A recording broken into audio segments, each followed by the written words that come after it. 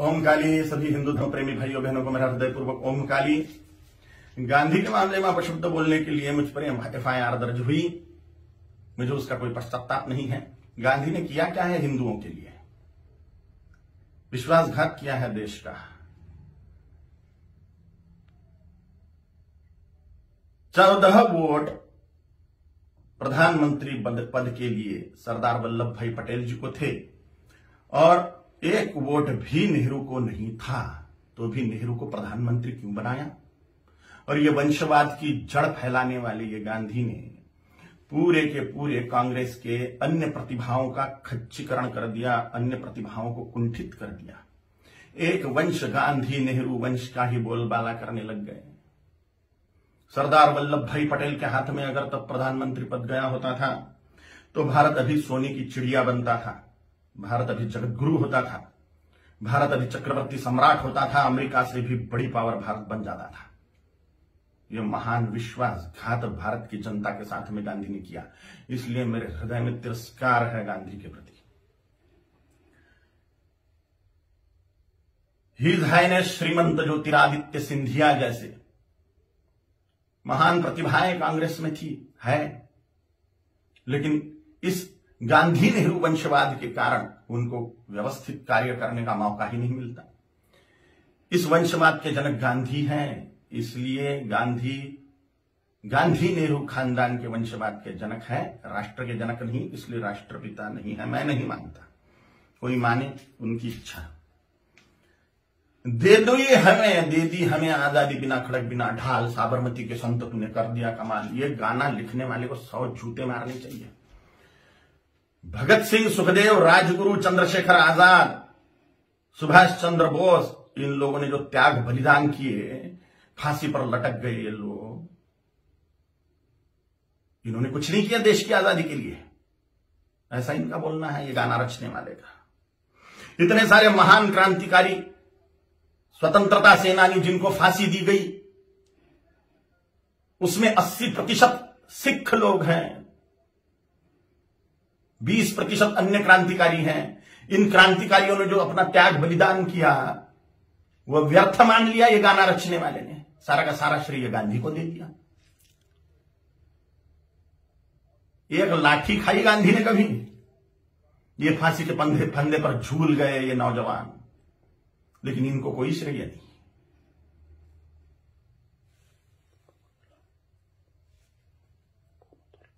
सुखदेव, राजगुरु, भगत सिंह जी की फांसी गांधी रुकवा सकते थे, लेकिन नहीं रुकवाई जानबूझ के, इसलिए तिरस्कार करता हूं मैं गांधी का। इनका एक बहुत बड़ा हथियार था अनशन करना, और गांधी ने उसका उपयोग भारतीय जनता के खिलाफ ही किया, हिंदुओं के खिलाफ ही किया। बोला था कि बंटवारा मेरी लाश पे होगा, मजहब के नाम पर जो बंटवारा हुआ पाकिस्तान बांग्लादेश का, वो मेरी लाश पे होगा, ऐसा गांधी बोलते थे। लेकिन जब बंटवारा हुआ तब गांधी जिंदा थे,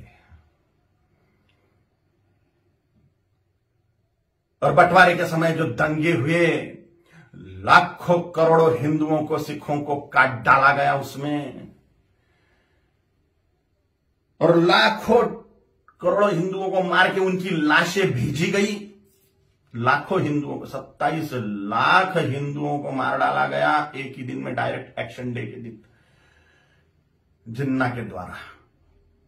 और पाकिस्तान में से जो ट्रेनें आ रही थी वो लाशों से ही भरी हुई थी, महिलाओं के और पुरुषों के, बोरे के बोरे भर के महिलाओं के स्तन काटकर भेज रहे थे वहां के लोग। सामूहिक बलात्कार करी हुई महिलाएं, उनकी लाशें, उनके स्तन बोरों में भर के। और यहां गांधी अनशन कर रहे थे कि 55 करोड़ रुपए दो पाकिस्तान को। जब सिख लोगों ने दंगे से पीड़ित होकर कड़कड़ाती ठंड में मस्जिदों का आश्रय लिया, तो उसके लिए अनशन पे बैठ गए गांधी कि इनको मस्जिदों से बाहर निकालो, मुसलमानों को मस्जिदें सौंप दो। नफरत करता हूं मैं गांधी से, इसलिए भी पाकिस्तान बांग्लादेश को जोड़ने वाला कॉरिडोर मांग लिया मुसलमानों ने कि भारत को और खाया जाए। गजवाए हिंद के तहत भारत को मुसलमान बना दिया जाए, तो पाकिस्तान और बांग्लादेश को जोड़ने वाला कॉरिडोर, हजारों वर्ग किलोमीटर का कॉरिडोर, इसके लिए गांधी अनशन पे बैठने वाले थे। के शासन को वो दे देना पड़ता था और भारत फिर से बढ़ जाता था। स्वतंत्र वीर सावरकर जी ने गांधी के सामने जातीयवाद तोड़ने की बात कही कि वर्णवाद, ब्राह्मण क्षत्रिय वैश्य शूद्र यह वर्णवाद और हजारों जातियों में बटा हुआ जातीयवाद, इसको तोड़ दो और हिंदुत्व की धर्म ध्वजा के नीचे सारे हिंदुओं को एक कर दो। तो गांधी ने इसके लिए ये बात नहीं मानी। ये मांग पूरी करने के लिए अनशन पे नहीं बैठे। उन्होंने कहा जैसा है वैसा रहने दो। डॉक्टर बाबा साहेब आंबेडकर जी ने बोला था कि संस्कृत को राष्ट्रभाषा करो, देश की भाषा संस्कृत होनी चाहिए।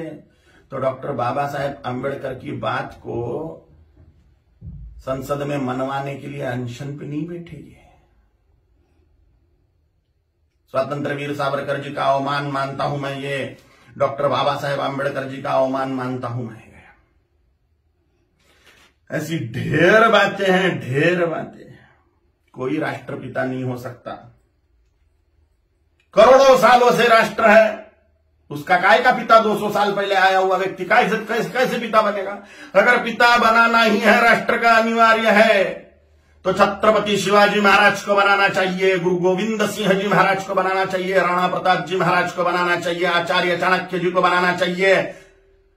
और अभी के महापुरुषों को अगर बनाना है तो सरदार वल्लभ भाई पटेल जी को बनाना चाहिए, क्योंकि पूरे राष्ट्र कुल को एकत्रित करने वाले सरदार वल्लभ भाई पटेल हैं। छोटी छोटी रियासतों के टुकड़ों को एकत्रित करते हुए पूरे राष्ट्र को एक सूत्र में बांधने वाले सरदार वल्लभ भाई पटेल हैं, जिन्होंने राष्ट्र में जो टुकड़े टुकड़े थे उनको एकत्रित किया। राष्ट्रकुल को एकत्रित जिस व्यक्ति ने किया उसको ही राष्ट्रपिता का सम्मान मिलना चाहिए, ना कि हिंदुओं से पार्शियलिटी करने वाले गांधी को।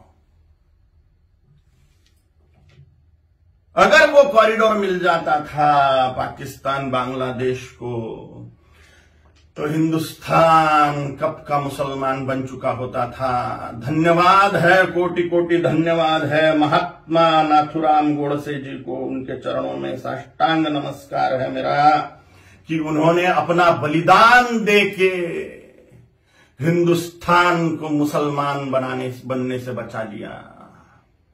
गजवाए हिंद फेल कर दिया महात्मा नाथुराम गोडसे जी ने।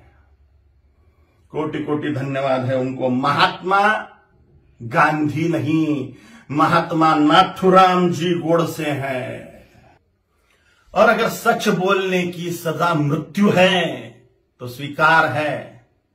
छत्रपति शिवाजी महाराज जी ने, छत्रपति संभाजी महाराज जी ने, गुरु गोविंद सिंह जी महाराज जी ने, राणा प्रताप जी महाराज जी ने अपने पूरे कुल का बलिदान कर दिया हिंदुत्व बचाने के लिए। तो मेरे जैसे तुच्छ जंतुओं का जी के फायदा भी क्या है? अगर धर्म के लिए हम बलिदान नहीं हो सकते तो मर जाए मेरे जैसे करोड़ों कालीचरण हिंदुत्व को बचाने के लिए, धर्म को बचाने के लिए, सनातन हिंदू धर्म की रक्षा के लिए तैयार है हम मृत्यु दंड को पाने के लिए। ओम काली।